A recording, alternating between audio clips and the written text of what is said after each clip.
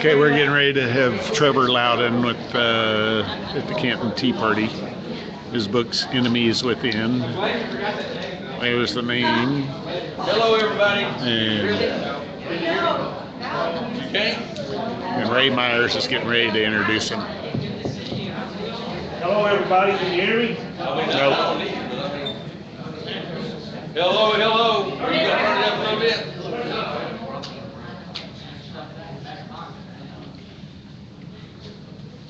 Welcome, everybody. Thank you for coming. Can you hear? Okay. If you hold it real close. Hello, can you hear me? Yep, it works if you're real close. All right. Thank you so much for being here. Oh, hell, listen, I'm looking out here and I'm seeing people from all over the place. Thank you so much for being here. You guys are in for a treat. Marty, where are you? Right here. Come here. We need to open with a prayer, if you will, please. Amen. Father, we thank you for the day. We thank you for the freedom that we have to meet together. And we thank you particularly for these patriots who are here willing to take a stand for your good and for the good of our country. And so, Lord, we ask you to bless this evening. We ask you to bless the speaker. We ask you to give us the courage and the inspiration to rise up and do what you've called us to do. And we thank you for the privilege. In Jesus' name. Amen. Thank you, Marty. Thank you so much for letting us have the facility here to have this program. If you will please stand for the pledge.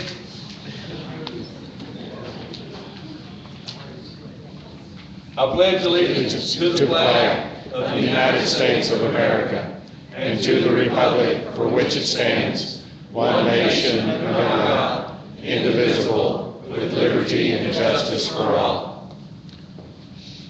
Under the Texas flag, I pledge allegiance to thee, Texas, one state under God, one and indivisible. Amen. Thank you. Thank you, Texas.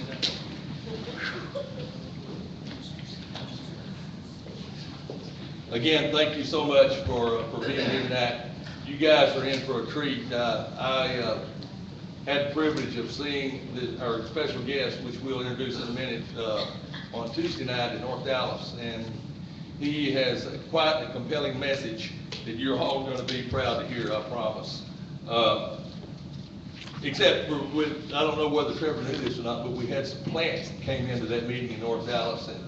And one of the ladies got up, and we knew they were plants because they came in wanting to record it, and they looked awful strange. I mean, just we're not trying to call names or anything, but I mean they were profiling people. But and anyway, one of the ladies noticed it too that was sitting there, and so she just got up and walked over and sat right in the middle of it. And that was pretty neat. We have some guests here, John. Yes. And we also have some candidates here. John, if you'll come.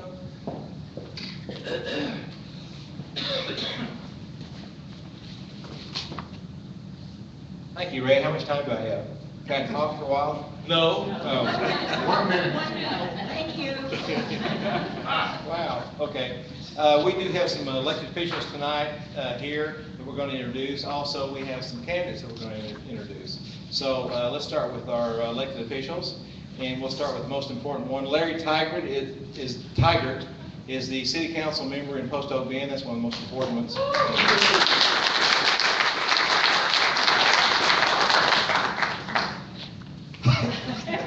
I'll see you after the meeting. Also, we have here Jimmy Joe Berzalik, who is the commissioner of Precinct 2.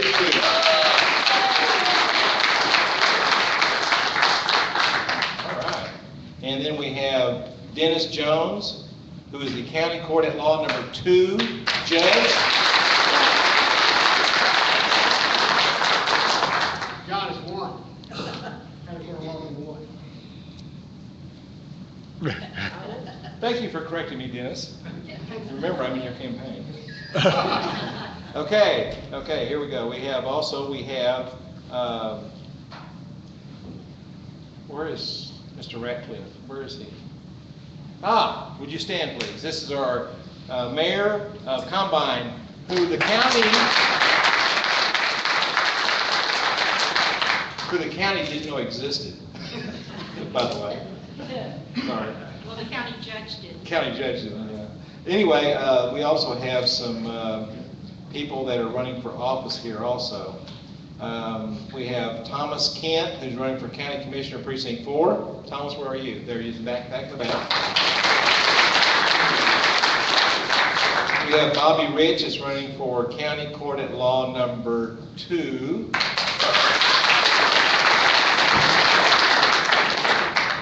Okay, we also. Number 2, you was looking for?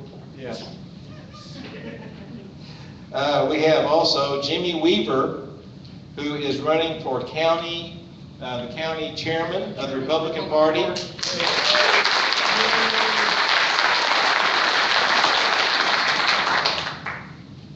Bill Baker decided to step down, and Jimmy is, of course, my choice.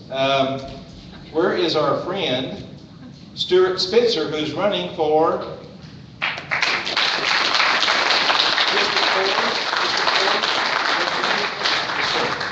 Thank you. Okay, he's state rep. I said that, I think. Okay, there's a lot of people out there correcting me tonight. Sorry. Also,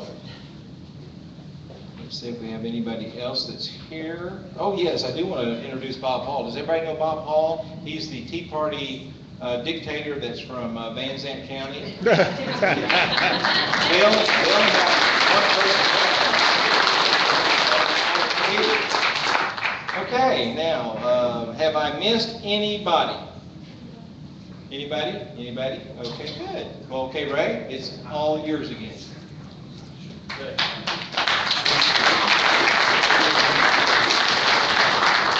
I gotta tell you guys, by the way, I'm Ray Myers, most of you know me, but I gotta tell you, we're really doing making a great effort to reach out and pull in Tea Parties and conservative groups from all around us, their neighbors and so forth. And I gotta tell you, as I look at, we've got guests here from the Ellis County area, Dallas County, and Van Zandt County, and Rockwall County here tonight. And Hunt County. That's great. Kenny Story, and we've got Scott and Kim back here, and I don't know, and Hunt County, introduce yourself. Gay Bob. Yeah, good. Right. And so anyway, I mean, here's the thing about it is, those of you that know me have known me for a while, know that we cannot win this battle unless we reach out to each other. And we call that expanding the network. If we don't expand the network beyond our lines here, our local lines, our cities, our counties, our regions, our House districts, Senate districts, as long as we can pull together as a team all over this state of Texas, we'll have a greater influence. And that's the key to this thing. And it's been really, really a great opportunity for me, and what a joy it is to meet people from all over the state of Texas who are like-minded and getting involved in this fight that we so desperately are having now in our country. I'll share a story with you in a few minutes about this, but the next thing I want to do is bring in Bob Hall. Bob, where's Bob? And he's going to tell you what's going on in Van Zandt County. We've got some great programs coming up, and I know that you'll like to hear about these. Bob, if you will. Okay, if you got pencil and paper, make a note, because you don't want to miss these two events. Next Tuesday night, at 7 o'clock, and they're both located in the same place, Church Christ at 805 Big Rock. We've got Chris Ann Hall coming back again. She's no relationship, but she is one of the most sought-after speakers in the country on the Constitution. And believe me, this is not the dry subject some of you think about the Constitution. This is pure entertainment, and you will come away with information that you never even dreamed was the facts behind it. We've seen events where she spoke for 6 hours, started with 100 people, and when it was over, there were 98 still sitting there in their seats. So You want to put that on your calendar. The next event is October, our October meeting, which is the second Monday of each month, 14th of October. We have got Raphael Cruz coming. Raphael Cruz, be there. So if you have not heard Raphael, you have missed part of life, I can tell you that. And if you heard him, come hear him again, because he's just as good the third and fourth time he was the first time in there. And we will be having back sometime soon, and if you don't know the name now, go look it up, Google it, and take a look at him, because we have a candidate out there that is running for John Cornyn's seat. His name is Dwayne Stovall. Dwayne Stovall. When he was at our meeting last month, after spending a bit in the afternoon with him and learning a great deal about him and hearing what he thinks, I introduced him. I said, I won't tell you about his background. I'll let him tell you. It's part of his talk. But I find him to be an interesting combination of the better points of a Joanne Fleming, a Chris Ann Hall, and a Louis Gomer. Wow. So that ought to put it in perspective. Look him up, and I think you may find a candidate we can support to replace the Rhino. So with that, what's his name again? Dwayne Stovall. Dwayne Stovall, he's from Cleveland, Texas. A very interesting person, and I would say that he knows the Constitution just about as well as Chris Ann does. He just approaches it a little bit different. Anyway, thank you. Hope to see you Tuesday night and then in October. Thanks, Ray. Thank you, Bob. Lori, did you have an announcement? What did you tell me a while ago? To something? Well, toward the end, you might tell people about that I have tickets for Louis Gomer. Oh, okay, I got you. Okay. It is. It's next on the agenda. Louis Gomer. We have Louis Gomer coming to Kaufman County, the First Baptist Church in Forney on October the 19th. I don't know, of course, Louis has been kind of filling in for Sean Hannity, and he's all over the place. He's one of those guys that is on fire. He is really lighting them up in Washington, D.C. I wish we could clone him, but Louis Gomer, I mean, we've got tickets here tonight. We'd love to have you come and hear Louis. You will not be disappointed, I promise. Thank God we have somebody up there in Washington, D.C. that speaks our language. And if you've never heard Louis, you've got to hear this guy. Great. You can say a few words, can I? Right? About Louis? About Louis, about the other three people coming in too. There's three more people coming also. Okay. We do have Louis coming next month on the October 19th. And I think it's important you know why that we had to change it from September to October. He was called away at the same time that we had our Tea Party fundraiser going on. He was called to Egypt, and the reason he was called to Egypt is because he made this great speech on the floor of the House, and the people in the Chamber of Commerce in Egypt heard him speak. And so he called and asked us, very graciously asked us if he could change his date, and I said, yes, you can. And so we set up for October 19th, but I was kind of worried about that because he's going over to a place that is so full of problems that I was really concerned for him, but he's back, so I guess he's okay. So we have that coming up on the 19th. We also have coming up also on October 31st, we have Ken Paxton coming. And if you know Ken Paxton, he's one of the highest conservative values in the House. He had 100% this last time in the Senate. So he's very conservative. He's one of our kind of people. So he's going to be here October 31st. He's running for Attorney General. Dan Patrick is also coming. He's another kind of star of the Senate with a very good conservative record also. And he's running against David Dewhurst for the Lieutenant Governor's job. Yes. And then in January, you may be happy about this or not, I don't know. We got Raphael Cruz talking about here October 14th. We've got Ted Cruz coming. He's coming in January. So if you guys would just kind of spread that around. We're not sure about the date yet because they haven't got back to me about a date, but they said for sure he would be here in January. So I just want to make sure you knew that and get excited about it because he's doing a great job. He may run for president.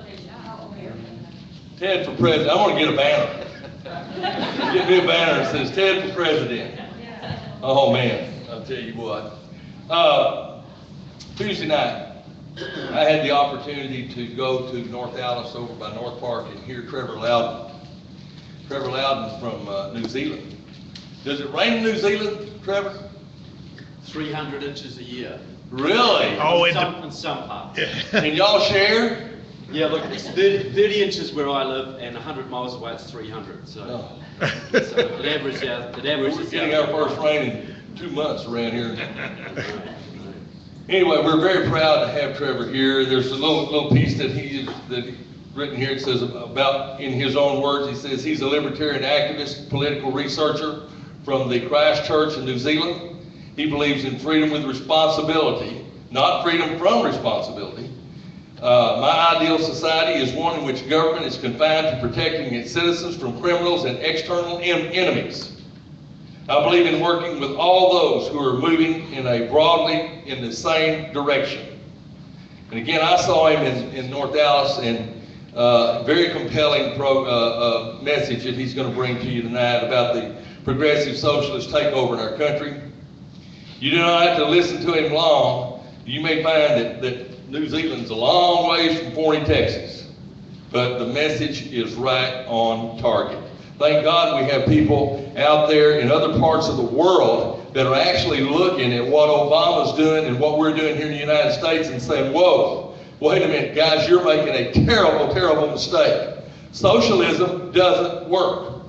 So with that, I want to introduce Trevor Loudon from New Zealand. Trevor.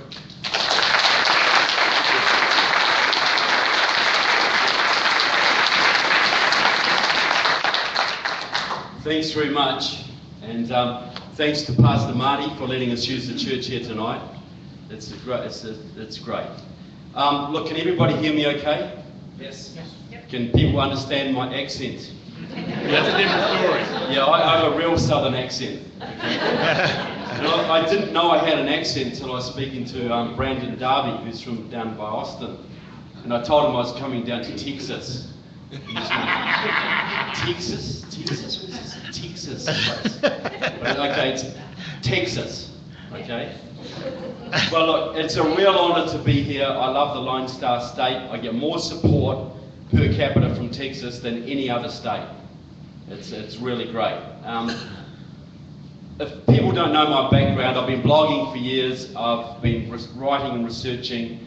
I was the guy who first drew the connection between Obama and the communist Frank Marshall Davis, for instance, and also exposed Obama's green job czar, the communist Van Jones, who Glenn Beck then picked up on and got him fired from the White House. So that's, and then I had a book called Barack Obama and the Enemies Within. That was 700 pages on Obama's communist ties, and I vowed that the next book would be smaller. But this one, the enemies within communists, socialists, and progressives in the US Congress, is actually bigger because the commies just kept on coming, you know. And I couldn't leave out any Eddie Bernice Johnson or Sheila Jackson Lee, could I? You know, not a chance. Look, okay, folks. The big question everybody asks me is why I should even care. Why do I care about the politics of the United States? You know, I live 12,000 miles away, way down by Antarctica, just about. Well, there are two basic reasons. The first is straight out simple gratitude, because my country was only saved in World War II from invasion by the Japanese army because of the huge sacrifice of your fathers and uncles and grandfathers in the battles of Guadalcanal, Midway, and the Coral Sea. And that memory is still strong in my country today. So thank you. The second reason is related, but it's a little more selfish. Ronald Reagan had it right. This is the last best hope for mankind. If freedom fails in the United States of America, if you lose your economy, your constitution, and your military superiority, the bad guys of the world, and I'm talking about Russia, Iran, China, Cuba, Venezuela, Nicaragua, North Korea, and their crazy Islamic allies, will basically carve up this planet amongst themselves. Now, I get emails all the time from Americans. They say, look, if things turn bad here, can I come down and live in New Zealand? And I say, look, come down, you'll love the place, the scenery's great. We love Americans down there, but it's not a refuge. You know, just 1,500 miles to the north of my country lie the beautiful Fijian Islands. Wonderful place, but the Chinese are now training the Fijian military and are building big hydroelectric dams on the islands. Fiji is now a Chinese client state, and that's happening right through the South Pacific. Just a few months ago, the Australian Minister of Defence was having talks in China, and a top Chinese general publicly stated to him, now is the time for Australia to choose. Do you stay under American protection or do you come under Chinese protection? And if you are smart, you will choose China because we are the growing power in the region. Now, he wouldn't have been arrogant enough to say that under Bush or under Reagan, certainly, probably not even under Clinton. But he's arrogant enough to say it now because he sees who's running your country. And all around this planet, your allies, from Israel to Britain to Germany to Canada to Japan to South Korea, Taiwan, Australia, they're all freaking out because they see that your president loves the bad guys more than he loves them. That's causing huge instability.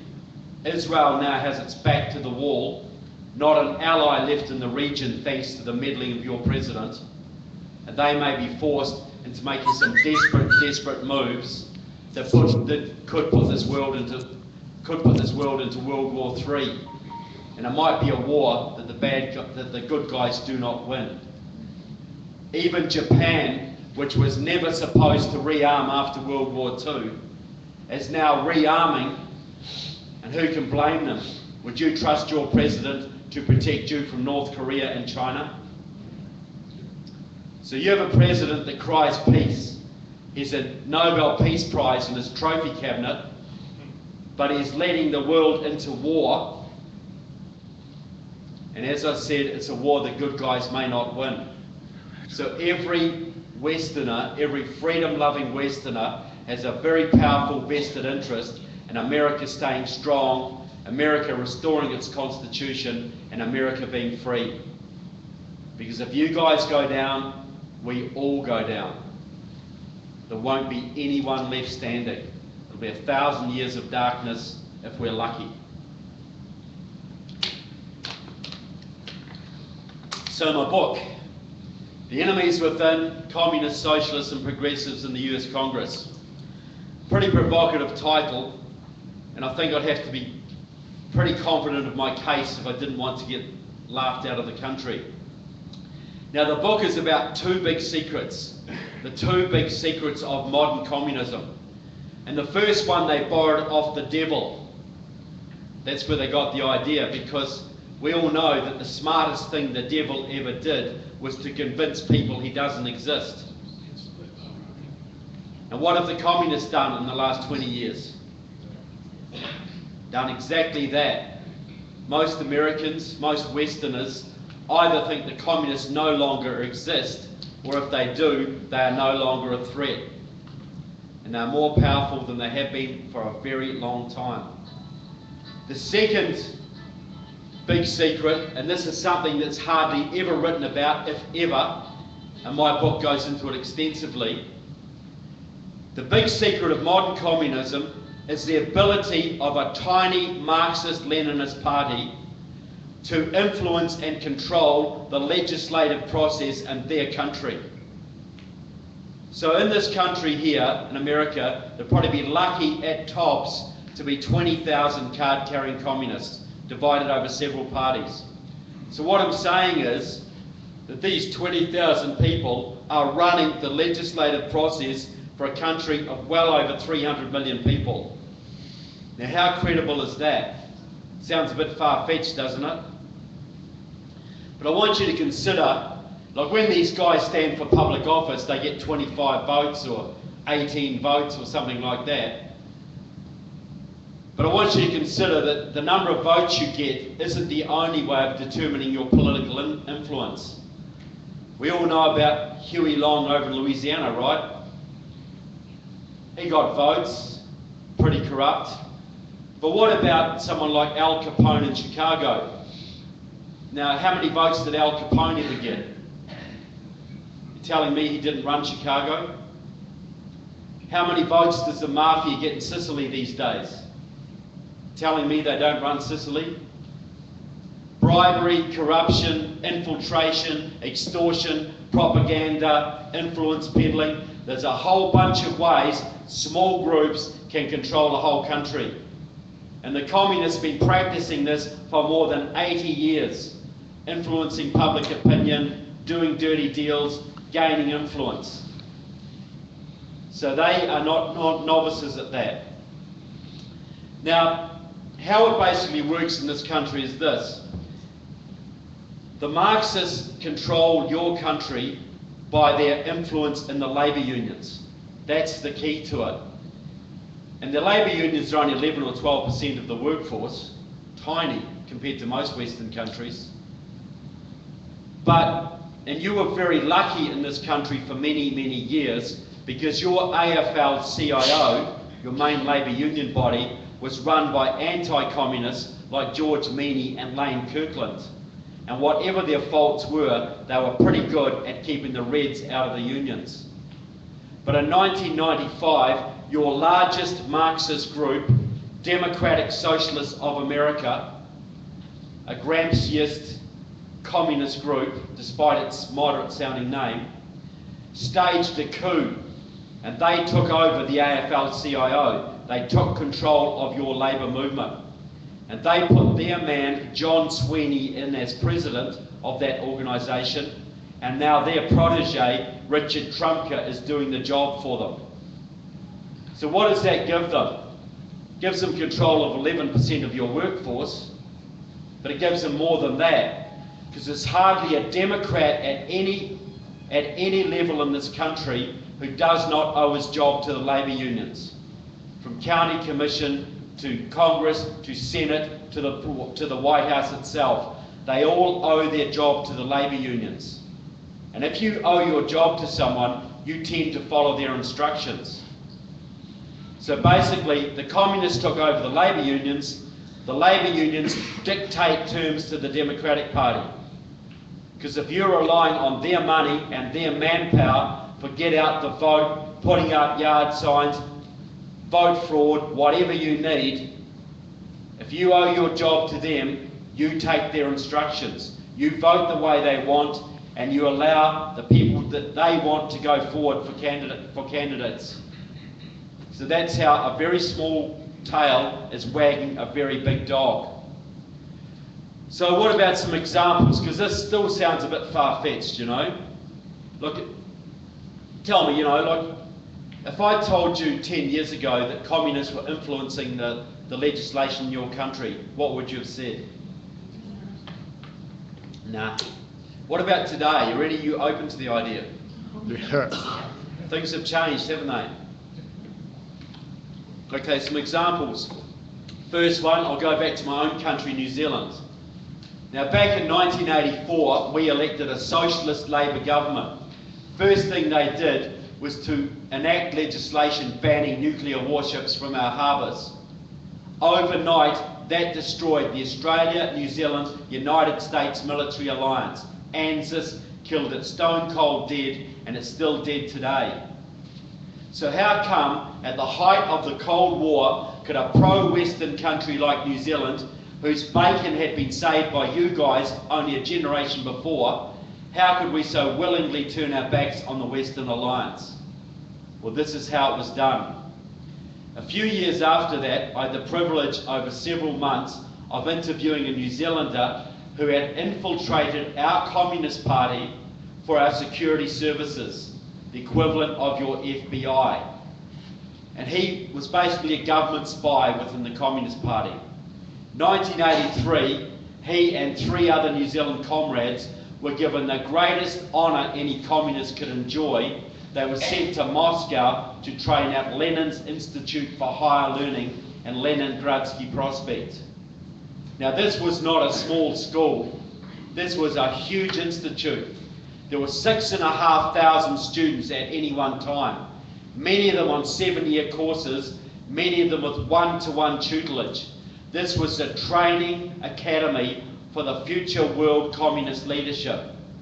People there from virtually every country of the globe.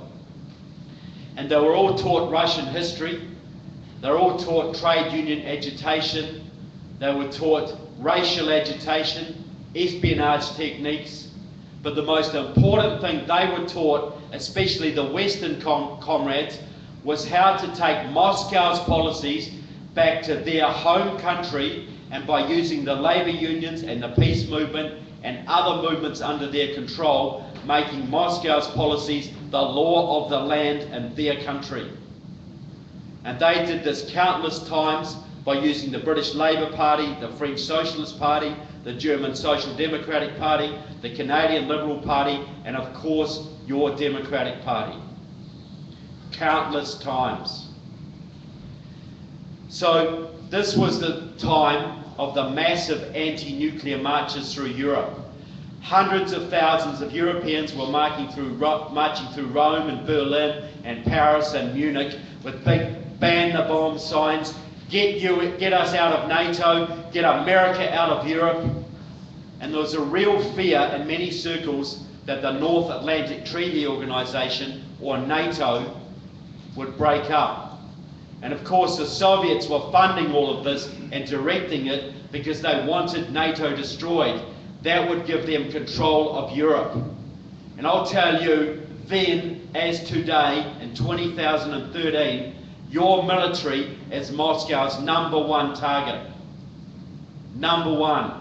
Because it is only your military and your willingness to fund it that is stopping Moscow and Beijing and Tehran from getting what they want, which is basically everything. And that is why Mr. Putin, despite the little tiff over Syria right now, basically loves Obama like a chocolate. Because Obama is giving him everything he wants. He is destroying your military right in front of your eyes. And if he continues that job, folks, there ain't no way back. Because when it gets bad enough, when you get low enough, the Russians and the Chinese and the Iranians and whoever will take you out. Simple as that. They got plans for it now. All smiles when you're strong, well, it'll be different when you're weak. Now, so all this was going on, and the Russians were thinking, well, we've got this big game going on in Europe, but they're psychologists, they're chess players. They're thinking, well, we've got this in Europe. How about we take away another country outside of Europe, out of the Western Alliance, and we use the propaganda value of that to destroy NATO. So they picked on New Zealand because we're small, progressive, socially liberal, and we think we punch above our weight on the international stage. We think people listen to us. So they thought, well, we want to take New Zealand out of ANZUS, but to do that, we can't sell this as an anti-American thing, because New Zealanders love America. And I'm talking sell operatively, because if you think American corporations are good at sales and marketing, they've got nothing on the Soviets. They've been practicing for 80 years manipulating Western public opinion, and they have psychologists and slogan masters and sociologists and historians all working on it. Every single country in the world they've got mapped out. They know the public opinion and how to manipulate it. So they thought, well, okay, it can't be anti-American, so they thought up some slogans. This has got to be pro-New Zealand, patriotic New Zealand. This has got to be the mouse that roared. So they came up with slogans like Kiwis standing up for peace, New Zealanders standing against the nuclear arms race, New Zealanders striking an independent foreign policy course.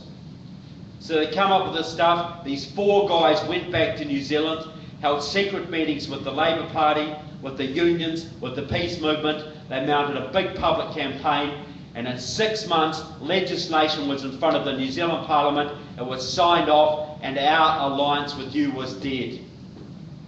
Stone cold dead. Now, if you go down to Disney World, standing in a line, you'll hear some Kiwis, I'm sure you will, they all love to go there. Now you turn to them and say, look, hey guys, you're from New Zealand. Yeah, yeah, right. Look, what about that anti-nuclear thing in 1984? What do you think of that? I guarantee you they will puff out their chest with pride. They'll say, yeah, yeah, that was great. We did that. We were the mouse that roared. We stood up. We stood against the nuclear arms race. We stood up for peace. They'll be so proud. And I guarantee you, hardly one New Zealander in 4 million has any idea at all that those policies they're so proud of were designed by the KGB at Lenin's Institute for Higher Learning. A whole country was suckered, and it's still suckered today. But could this happen here in America? We'll see. I want to give some examples. These are all in my book, all laid out, documented. 700-page book, 80 pages of documentation. Spent 5 years in libraries all over your country digging up the research. Now, any Vietnam veterans in the room? Thank you. Thank you. I knew there'd be some. This might make you guys a little bit angry, this one. First, I want to tell a little story, then I want to give the example. Now, a few months ago, your president had a meeting in Washington with the Communist Premier of Vietnam. And Mr. Obama made a controversial statement after that meeting. He said, it's a well-known fact that Ho Chi Minh, who was the Communist president of North Vietnam during the war, was a big supporter of Thomas Jefferson and the American Revolution. Yeah. Can you believe that? Learned that. That's what he said. Now there's a grain of truth in that, a grain, but the fact that Obama mentioned this, the fact that he was mentored at the knee of the professional communist propagandist Frank Marshall Davis, he would have known the real backstory here, and this was a signal to the troops, to the communists. Yeah, I'm one of you guys, don't you worry, I'm still on your side. Because this is the real background. During World War II, Ho Chi Minh, who was a 20-year veteran of the Communist Party at that stage, a veteran of the Lenin School in Moscow, and had the blood of thousands on his hands already, of his own people and the Trotskyist rivals. He was a murderer. He was working with your OSS, your Office of Strategic Services, against the Japanese invaders.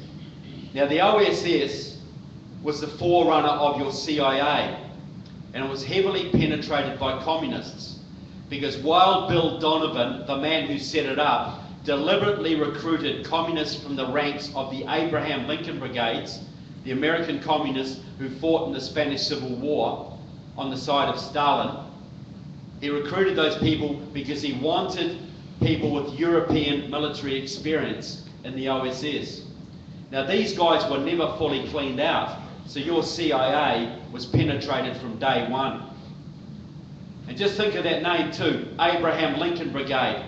Those communists didn't fight in Spain in the Vladimir Lenin Brigade or the Joseph Stalin Brigade or the Karl Marx Brigade. They fought in the Abraham Lincoln Brigade. Just like the communists had an Abraham Lincoln School in Chicago and a Jefferson School in New York. They loved to hide their revolutionary purposes behind your American Revolution, just like your president does today. So Ho Chi Minh was working with these guys. They got rid of the Japanese. The next job was to get rid of the French colonialists who came back after World War II, came back to reclaim their colony. So Ho Chi Minh thought, well, look, the Americans helped me with the Japanese. What if I can sucker them into helping me oust the French? So he wrote letters to FDR employing his military support, because he knew FDR didn't like the French very much. And he went around the country making speeches. He knew that if he was going to get American support, he couldn't go around talking about communist revolution and Karl Marx and Lenin and Stalin. He would have to talk about the American Revolution. So he went around making all these speeches praising America. He did a great big one in downtown Hanoi in front of thousands of people, with OSS officers dotted all around. I am a huge fan of Thomas Jefferson. The American Revolution is a model for Vietnam. It is a model for our future. All designed to sucker FDR into supporting him against the French. But FDR died, and a real Democrat, and we know, especially in the South, the Democrats were once more conservative than the Republicans. Harry Truman wasn't as stupid. He wouldn't have a bar of Ho Chi Minh told him to take a hike. So Ho Chi Minh got the Russians on his side, as he always had anyway, and eventually started the war that you guys fought in. But it was pure propaganda. It was pure propaganda designed to suck in the American public opinion. They do this so well. But Harry Truman wasn't sucked in. But there was another statement that Obama made during this little meeting that was even more significant. He said that America has to get on board with Vietnam in repairing the damage done during the Vietnam War. Now what that means is you have to pay Vietnam for the damage done by bombing and Agent Orange in a war that they started. So you have to do that, folks. Now there's a little communist group in this country, 300 members, right? The Committees of Correspondence for Democracy and Socialism. Democracy, you know, they love to use these words. It's a split off from the Communist Party USA, and its most famous member is Angela Davis. I'm sure a few of you would know Miss Afro, you know, up on murder charges at one stage. So she is one of them. Now they are allied to Vietnam. That's their communist country.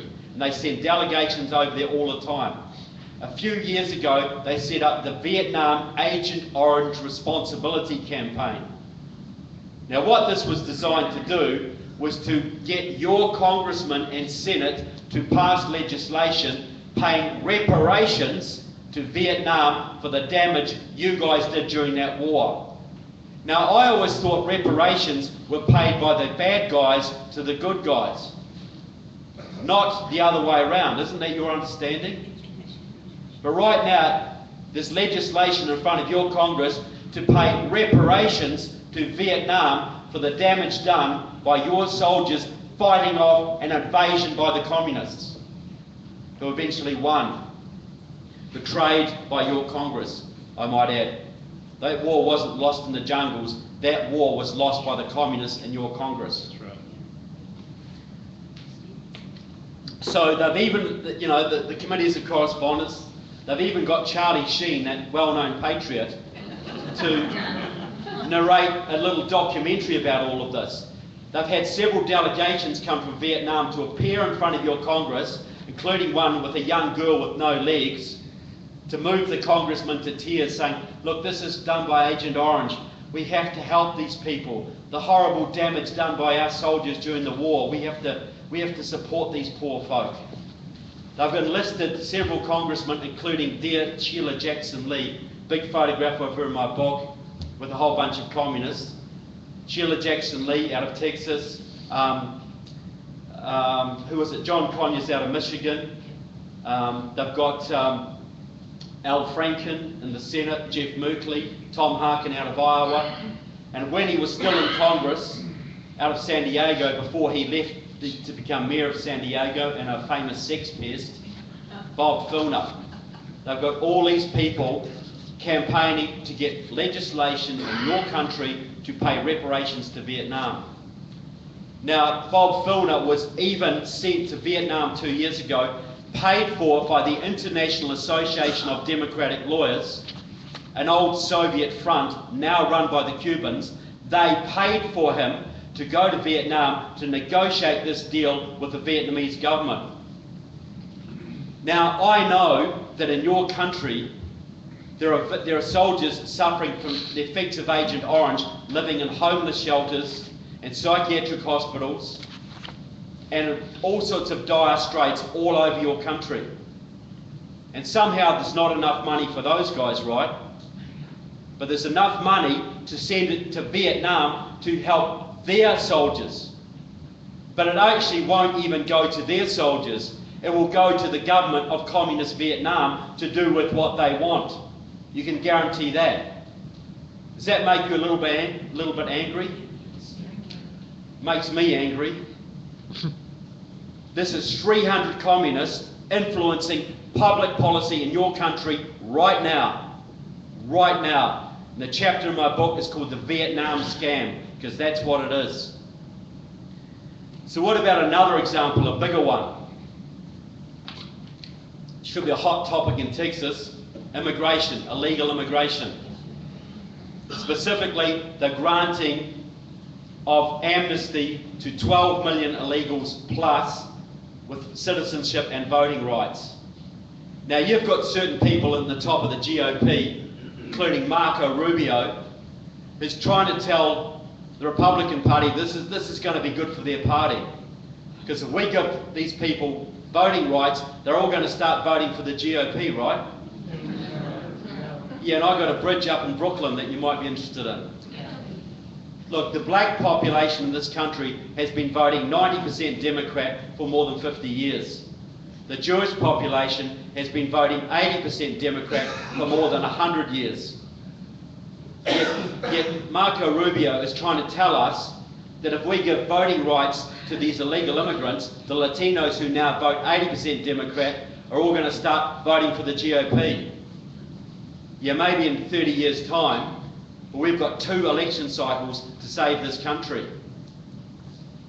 I would say quite bluntly that any GOPers who are supporting this are more likely to be in the pocket of people like the Chamber of Commerce than anything.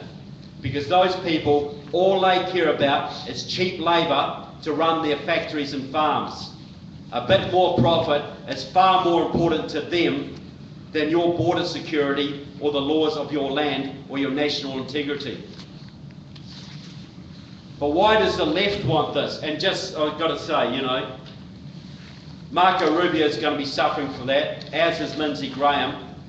And the day can't come soon enough that those guys get primary out of office.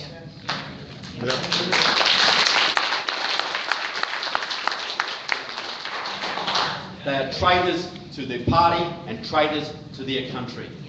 Simple. Now, but why does the left want this? Now, this all started, the immigrants' rights movement started back in California in the 50s, led by a man called Bert Corona, actually came from Texas, San Antonio. His father fought in the Spanish Revolution, the Mexican Revolution. He was a hardcore Communist Party member. He also worked inside the Democratic Party. He started up the Viva Kennedy clubs, which was the first organised effort to get Latinos into the Democratic Party. He set up a whole bunch of organisations and support networks for illegal immigrants right throughout the US Southwest, right from Texas right through to California. He was the father of the movement. He also trained 3 people. We trained a whole bunch, but the 3 key members, key proteges who are with us today. One of them is a man called Gil Cedillo, a hardcore Marxist, who was until recently a California state senator. And he got the California state legislature to pass the DREAM Act a couple of years ago, which gave all sorts of rights to the children of illegal immigrants, a step on the way to legalisation. Another one that Corona trained was Antonio Villagrosa himself, until this year the mayor of Los Angeles. Another hardcore Marxist, went to Cuba as a young man to pick sugarcane for Castro with the Venceremos brigades. Now he turned, basically during his term of office, he turned Los Angeles into a sanctuary city. He forbade the LAPD from enforcing immigration laws, and the illegals flooded in. Now that changed the demographics of all of Southern California, and it helped to change that state blue. The third person I'll talk about is Maria Elena Durazo, another hardcore Marxist who now leads the California labor movement, the most powerful woman in that state, one of the most powerful in America. And she, in partnership with Villagrosa, he brought the illegals in, and she signed them up to vote. She instituted massive voting drives in the Latino populations of Los Angeles and Southern California that turned that whole state blue. Now California, which was once a red state, is now one of the bluest states in the country, all because of those three proteges of Bert Corona. They used Latino immigrants to change that state. Even Orange County, once the most conservative region in the United States, is now purple, all because of the work of those radicals and the illegal immigration movement. And now Texas is their next target. They went from California to Colorado, and now they're working on Texas. Now, another person to consider in this movement is a man called Lorenzo Torres. I would say he is the most successful politician to come out of Arizona in recent decades. And I would guarantee most Arizonans have never heard of him. He died last year, but until he died, he was the head of the Latino Commission of the Communist Party USA. And that body, which he headed, was charged with encouraging illegal immigration right throughout the entire Southwest, so setting up support networks for them, and setting up opposition to any attempt to crack down on illegal immigrants. He led the charge against SB 70 in Arizona, for instance, a couple of years ago. He also was behind a lot of the massive voting drives amongst Latinos through the entire Southwest, which has changed whole counties through the region, turned them blue. He was also behind the movement that elected 3 communist-affiliated members of the House of Representatives out of Arizona. Arizona, one of the reddest states in the Union, a libertarian state, has 3 Communist Party-affiliated Congress members. Raul Grijalva, which won't surprise you, Ed Pastor, and the freshman Kirsten Sinema. One that, you know, very photogenic, young blonde, big future, Communist Party affiliate. All the work of Lorenzo Torres. Now, right now, the key man in the immigrants' rights movement is a man called Eliseo Medina. He's the executive vice president of the SEIU union, largest union in your country, the one with the biggest Latino membership.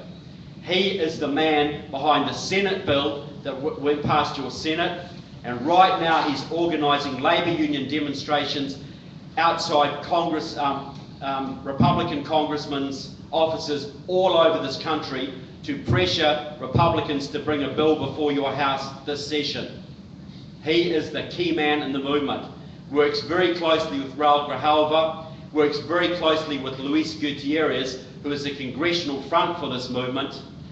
Gutierrez comes out of Illinois, a former member of the pro-Cuban, Marxist-Leninist Puerto Rican Socialist Party, a terrorist group. So these 3 guys are basically running it. Now, Eliseo Medina is also a former member of Barack Obama's Latino Advisory Commission. He's a prominent member of Democratic Socialists of America, your largest Marxist group, and a big-time supporter of the Communist Party USA. But why does he want this? Why is he driving it? Why is it so important? Now, the unions want more members, that's part of it, but that's only a small part of it. And Eliseo Medina let the cat out of the bag at a big progressive conference in Washington, D.C. a couple of years ago, and it's all documented in my book. He got up in front of progressives and said, look, the #1 priority for our movement is an immigration bill before Congress. It's got to be passed. We have to get voting rights for at least 12 million illegal immigrants. We have to do that. Now, he didn't speak about compassion. He didn't speak about reuniting families or giving immigrants an even break, or about revitalising the economy. Not a word of it. All he spoke about was the numbers. Because he said this, he said, in 2008, Latinos went 80% for Obama and progressive candidates. If we give these people voting rights, they will stand by us. That will give us at least 8 million more Democratic Party votes. That will give us a governing majority, not just for the next few election cycles, but for the foreseeable future. In other words, a Democratic Party, one-party state. If you think about it, folks, if they get 8 million more votes, Texas, believe it or not, will go blue. The entire Southwest will go blue. Colorado will be permanently blue. Even Georgia, Alabama will go purple. You take the Electoral College votes from California and you combine them with the Electoral College votes from Texas, the second most populous state in the Union. If they are all blue, that makes it mathematically impossible for the Republicans to ever win another presidential election. Ever. It cannot be done. That's why the left are pouring into Texas right now, because they know if they can take you out, this country is theirs. And you've got these treasonous Republicans trying to tell you this is good for the GOP. Utter crap. To be crude, it's treason. That's what it is. So this is 7,000, this is basically a Marxist group that is on the verge of transforming your country forever through immigration. And they cannot be allowed to do it. You cannot allow the Republicans to bring a bill before this Congress or ever granting amnesty. Another example. Some of you folks might have heard of Obamacare. Okay? You're all keeping up with it? Look, I know that Obamacare is not fully socialised healthcare, but we all know where it's going. Harry Reid admitted it just a few weeks ago. Jan Schukowsky has said the same thing. This is going to full-on single-payer socialised healthcare. Now, why do the left want this? Why are they so excited about this concept? Exactly. It's nothing to do about Auntie Mabel's knee operation or getting the guy in the homeless shelter, you know, getting his hip fixed. It's none of that. They all draw back, communists draw their inspiration for this to Britain in the 1930s, because at that time the British working class voted solidly conservative. They were very pro-king and country, and they didn't want a bar of those bloody Labour Party socialists. Didn't want them. But in 1946, with the Beveridge Report, a war-weary Britain accepted the National Health Service, socialised medicine. And within 10 years, the British working class had gone from supporting the Conservatives to being locked in to the British Labour Party, and they've never shifted. Moved Britain way to the left. And I'll tell you what, I come from a country with socialised healthcare, and I could go on all night about it, how terrible it is. But if you have it, you vote, and it's your only healthcare, you vote for the party who's going to keep it, not the party who wants to take it away. Once it's in, it's in. And once it's in, you're locked behind the Democratic Party. It just, you know, if you argue with somebody who thinks Obamacare is going to be cool, because they all think it's going to be the same quality of care, right? Look, if you're in a free market system, and I know America isn't free market, but at least you have elements of it. You know, you're in a free market system, and you're in healthcare, you're a customer, right? And all the people here in business, how do you treat your customers? As well as possible. Because you want to build friendships with them. You want repeat business. You want referrals. That's your lifeblood. Now, if you're in a socialised healthcare system and the budget is that big and everyone's needs have to come out of that budget, what are you? You're a liability.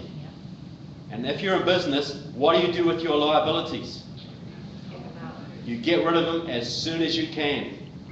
If you're a 75-year-old guy and you've got prostate cancer and you need $100,000 worth of chemotherapy to save your life, to give you an extra couple of years, and your next door neighbour is 25 years old, he's got leukemia, and he needs $100,000 to save his life, who do you think is going to get the treatment and who isn't? 75-year-old is going to be put in a little room with lots of morphine and left quietly to die. That's how it works in my country. We don't even think of it as rationing. It's just what happens. We know that different people get different treatment depending on their usefulness to society. And who determines the usefulness? The state doctors determine it. Nothing to do with your family relationships or whatever. You're old, you're not paying taxes, you're not working, tough. You get the bare minimum. You're a woman with breast cancer, you want the top quality drugs, you fork out $40,000, you go to Australia and you buy them. That's what you do. So, you know, I could rabbit on about socialised healthcare. Oh, it's shocking. Look, the father of the single payer or socialised healthcare movement in this country is a retired Chicago doctor, Quentin Young. Now the guy's pushing 90 now, and I wish he'd gone to Britain 15 years ago, because he wouldn't be with us now. Okay. But he is, because he's enjoyed the advantages of the American system. He has been working on this for 50 years. He's set up numerous groups, Physicians for a National Health Plan, he's worked with the AMA, he's worked with Canadian doctors, set up big national networks promoting this, and he's worked with congressmen like John Conyers to get single-payer legislation in front of your Congress on several occasions. But it was always voted down. But in 2009, with the Affordable Health Care Act, they finally started to make progress. And it's not surprising the progress came under Mr. Obama, because for many years in Chicago, Quentin Young was Barack Obama's personal physician. He openly claims credit for indoctrinating Obama into socialised healthcare. He says that Obama was a big fan of single payer when he was an Illinois state senator and nobody cared what he said. Now, Quentin Young is also a 40-year veteran of the Communist Party USA until he left that group to set up Democratic Socialists of America. So a Marxist indoctrinated Obama into socialised healthcare. But Quentin Young, and I'll tell you straight, it was Democratic Socialists of America that gave you Obamacare. They used their unions, they used the Congressional Progressive Caucus, 80 leftist members of your Congress, which they set up. They used all of that to get it in. And now they're busily working away to turn it into single payer.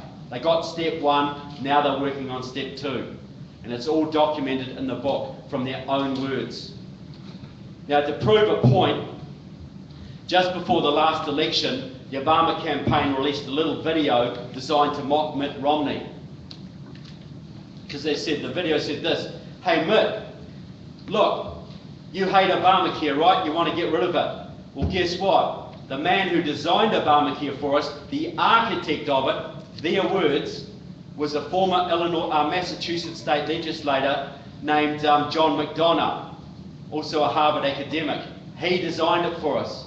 And you know what, Mitt? Shows how stupid you are. He was the man who designed Romneycare. So the same man designed both systems. Ha ha, Mitt." Now, it was true that McDonough designed both systems. Mitt Romney was given a bill out of the Massachusetts state legislature, which is chock full of Marxists, and he tried to push it back and modify it and make it less socialist. But it got passed, and he got his name stuck to it. But what the Obama campaign doesn't say is that John McDonough was the former Boston chair of Democratic Socialists of America. So a Marxist designed Obamacare. The Marxist promoted Obamacare through the unions and the Congressional Progressive Caucus, and another Marxist indoctrinated Obama into accepting it. You tell me small groups of Marxists can't influence policy in this country. They're doing it all the time.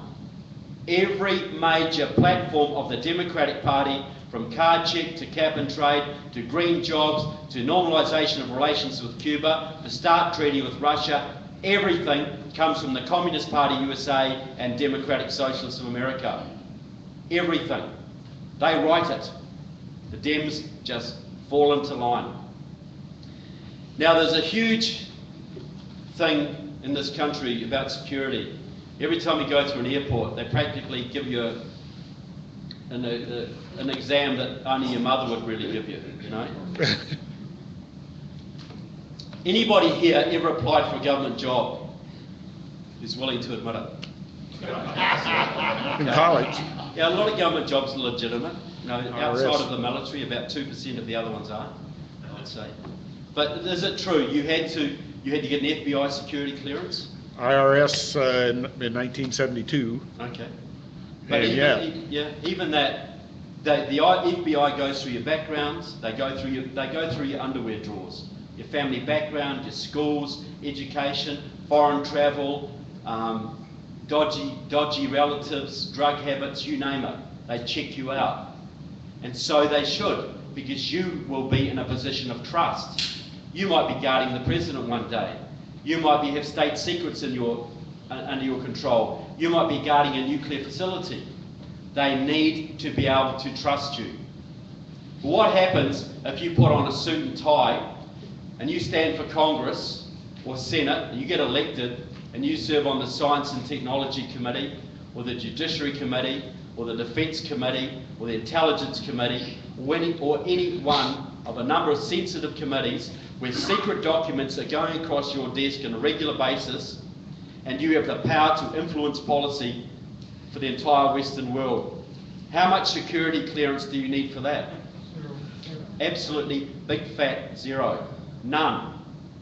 Now you can be going down to Cuba on a regular basis like Eddie Bernice Johnson, or you can be hanging around with the committees of correspondence, scamming the country over Vietnam like Sheila Jackson Lee. You can have a 50-year history with the Communist Party like John Conyers. You can have gone down to Cuba more than 6 times like Barbara Lee and be a former member of a Communist Party like she was. You can hang around with the Washington State Communist Party like Patty Murray, or go down to Nicaragua to propagandise for the communists down there like Barbara Mikulski used to. You can be a member of a Colombian support group which propagandises on behalf of the FARC narco-terrorists in Colombia like Tammy Baldwin does. You can go to Iraq for a propaganda visit on the dime of Saddam Hussein's intelligence service like Jim McDermott did. You can write for the communist publication like Raul Grijalva did. You can be a card-carrying member of Democratic Socialists of America like Jan Schakowsky and Danny Davis and Jerry Nadler. You can do all that sort of stuff and nobody says boo. Nobody says a damn thing. Alan West, the congressman from Florida, till recently, got himself in trouble a year or 2 ago when he said that there were 80 communists in Congress. All the media went, you know, all went all daft. Now, Alan was a bit loose on his terminology, but he was also light on the numbers. I'd say there's at least 100 members of your House of Representatives and more than 20 members of your Senate who couldn't pass a basic security clearance to clean the toilets at any military base in your country.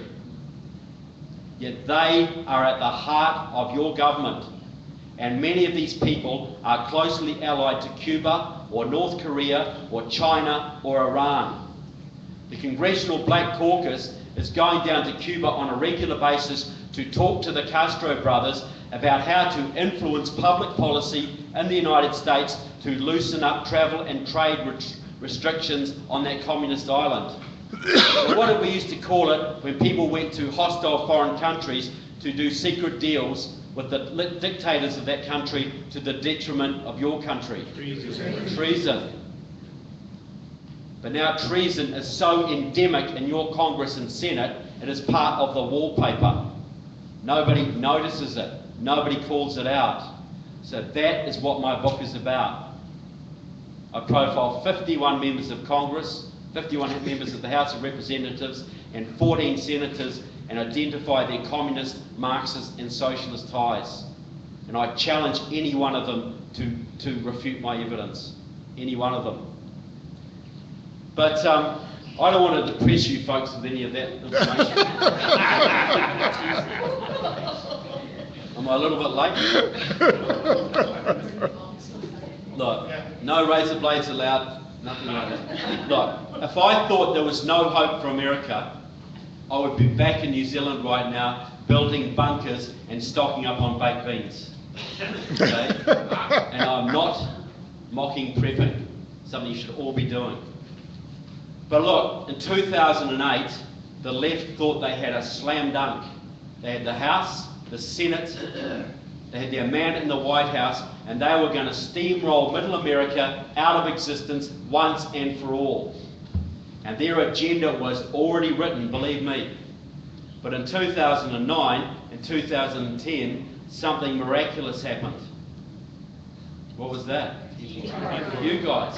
And I don't use that word lightly at all. Look, you guys stood up, you basically came out of left field, or should I say right field. You came out of nowhere. I was as surprised as the left was. And you marched and you blogged and you emailed and you phone banked and you agitated and you waved your flags and your banners and held town halls and you put some spine into the GOP, and you, not them, took back the House in 2010. And you brought the agenda of the left to a grinding, screeching halt. And some of you wonder why they hate you. They had it. 50 years of work was coming to fruition, and they finally had what they wanted. Their man was in the White House, their agenda was written, they had both houses, it was all go, and you guys took it off them. And you wonder why they call you racists and extremists. What else are they going to do? You know?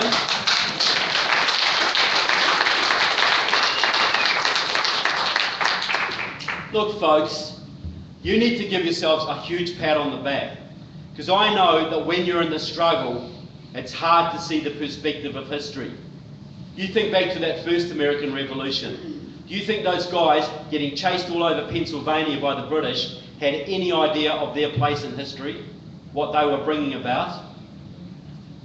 You think, had you not done what you did in 2010, they would have immigration reform now. Those illegals would be voting in 2016. Obamacare would be in. Your military would be even more gutted than it has been. The whole agenda of the left would be in now. And if you think the Dems are arrogant now, you imagine what they'd be like with all those illegal immigrants in their pocket and the Republican Party sidelined. It wouldn't just be the IRS they're sending after you. This wouldn't be soft tyranny anymore, it would be hard tyranny. So you guys have to give yourselves credit for saving your country and giving it a second chance. You need to see that. Because without you, this country would be in bad shape. Far worse than it is today. And what you've done, I've got to say, is more than that. Because you guys have really kick-started a second American Revolution. Because you have changed school boards and county commissions and GOP precincts all over this country. You have changed state legislatures all over this country, who are now able to do what they should have done for many years, which is give the finger to the federal government. Okay? I get a bit crude sometimes, folks, but I think it's called for. You know?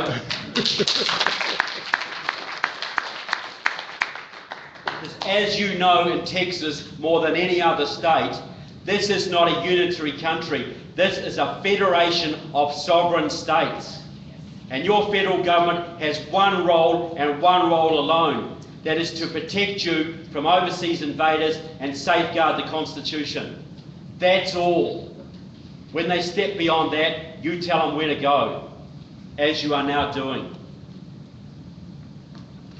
Now, people ask, look, it's considered very bad manners for a foreigner to come to a country and give advice on that country, okay? but I'm a bit rude sometimes, okay? And I get asked this, what do we do? Now, basically what you're doing and have done, especially in Texas, is the right stuff. You've been doing the right stuff. But as Benjamin Franklin said, we have to hang together or we shall surely hang separately.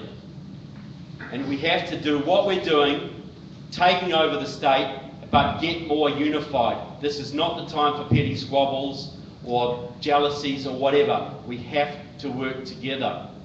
Now, to win the next election, and to me, I'm not a shill here for the GOP, but I'm going to say straight, we have to defeat the Democrats in the next election because they are like Hitler. They are like the Nazi Party in 1933. If we don't stop them, they're going to bring tyranny to this country. And in 1933, the Social Democrats refused to work with the Conservatives to stop the Nazis. They refused to unify, and the Nazis got in with 33% of the vote, and look what happened. This is where we are now. So we have, the immediate task is to stop the Democrats, take them out of power. To do that, we need everybody. To counter the vote fraud and all the scams they'll do, we need everybody. We need these young conservative, young libertarian kids who vote, put their 1% for Gary Johnson. We need the evangelical Christians who stayed home in huge numbers. We need the GOP base, 2 million of them who didn't vote last time. We need the social conservatives, the fiscal conservatives, the defence conservatives. We need every single element of the base to win. Everyone.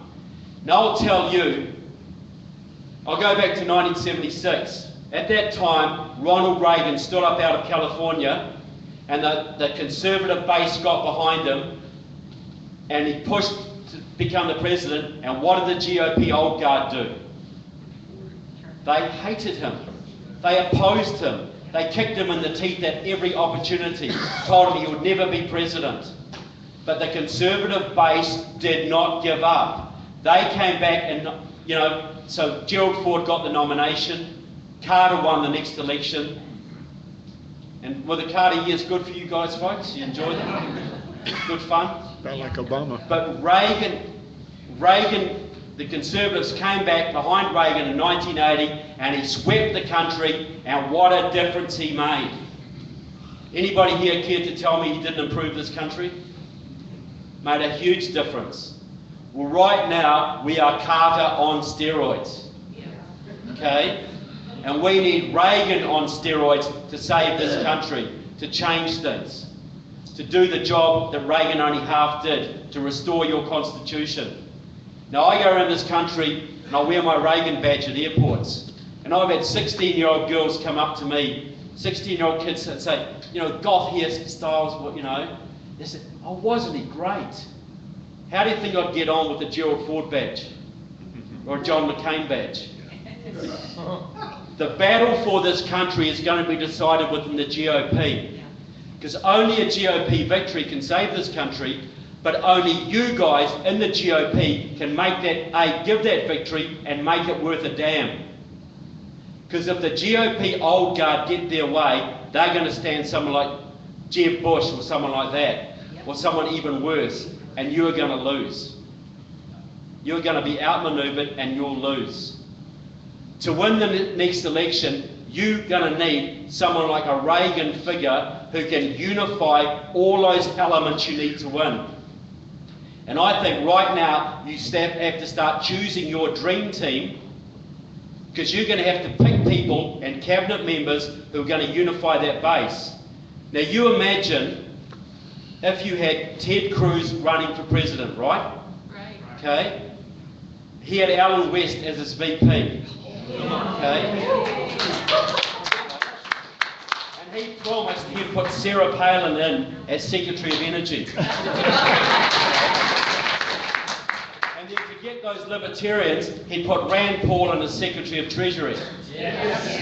Wouldn't just audit the Fed, he'd bloody well abolish it. Okay. Now, to get all those conservative evangelical Christians, get David Barton, Secretary of Education.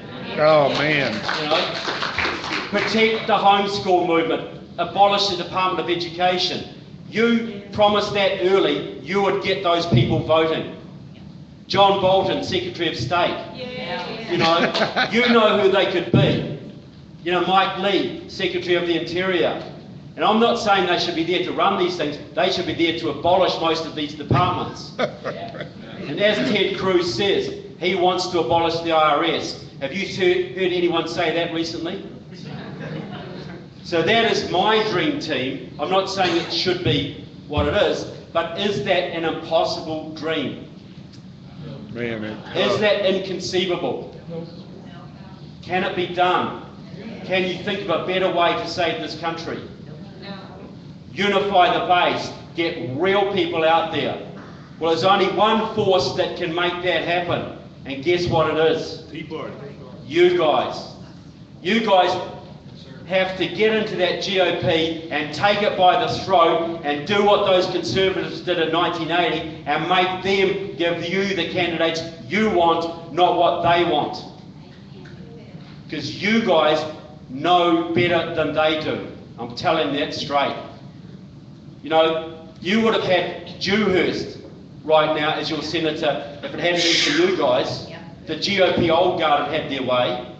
But now you've got one of the greatest politicians ever to come out of this state, if not this country, because of you.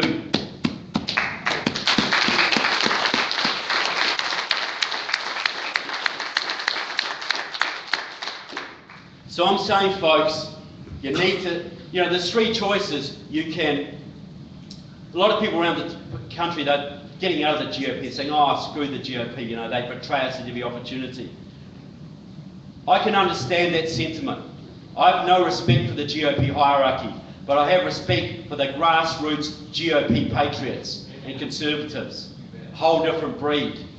Now you've got a choice. You can either throw your toys out of the cot and go and form a third party like Ross Perot did, and you'll condemn your children to slavery. You can get out of politics altogether and have more holidays and play more golf, go do more hunting. You'll condemn your children to slavery. You can concentrate on local issues alone, which is great, but you will still condemn your children to slavery. I see only one chance of saving this country, and that is unifying the conservative forces behind a patriotic banner to take out those Dems, and then carry the revolution on and do what Reagan wasn't able to do. Restore your constitution and restore your republic and put the federal government back in the position it should be, which is very, very junior to the states. Amen. So,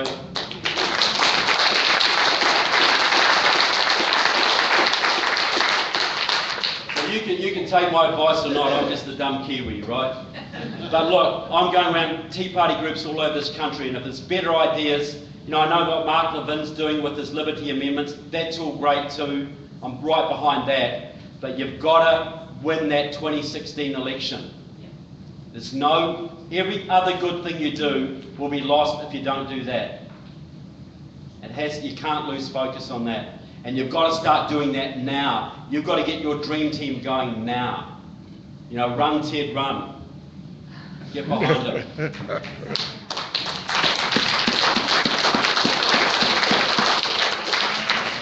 Look, I'll tell you what, folks, it ain't easy. I'm not promising anything easy at all. I know this is tough, but everything else is tougher. You know, victory is tough, defeat is way worse. You know, and if you're thinking about, will I do this or will I not? I've got my grandchildren, you know, I've got all these things to do. Just think about this, folks. If you put everything into, and I know how tired you are, and you've been at it for 5 years now, if you put everything you can into the next 3 years, win or lose, you can look yourself in the face and you can say, I did everything I could. You can look your grandchildren in the eye and say, I gave it my all, win or lose. And we all think, you know, think about the historical perspective too, because we all look back at those first American revolutionaries. They were chased across every state. The British were on their case all the time. They were freezing to death in Valley Ford, starving in the snow. They staged a counterattack against impossible odds, and they won. They won that war. We admire their bravery, their courage, their commitment, their dedication. Think about this, because we can see, do you think they understood it back then? Do you think they understood what they were creating? You think forward to 200 years from now. If you're undecided about what to do, 200 years' time there's going to be some young kid in front of a civics class in some high school in this town. And he'll get up in front of his friends and say, guys, you know, all that history we studied, the Second American Revolution, when the Patriots stood up, when a lot of people thought this country was done, the Patriots stood up and they saved the country and they restored the Constitution. And the freedom and prosperity we enjoy today, we owe to what they did back then. Well, I did some family research, guys. I looked back. I found out that my great-great-great-great-great-grandma and granddaddy, they were in the Tea Party in this town. How proud would you be?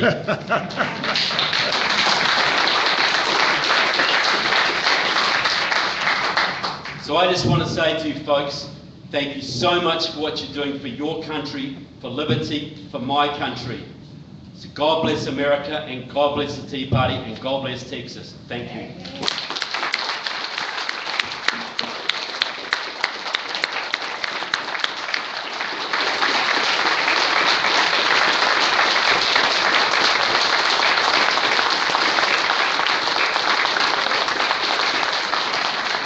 Isn't it great to have friends around the world?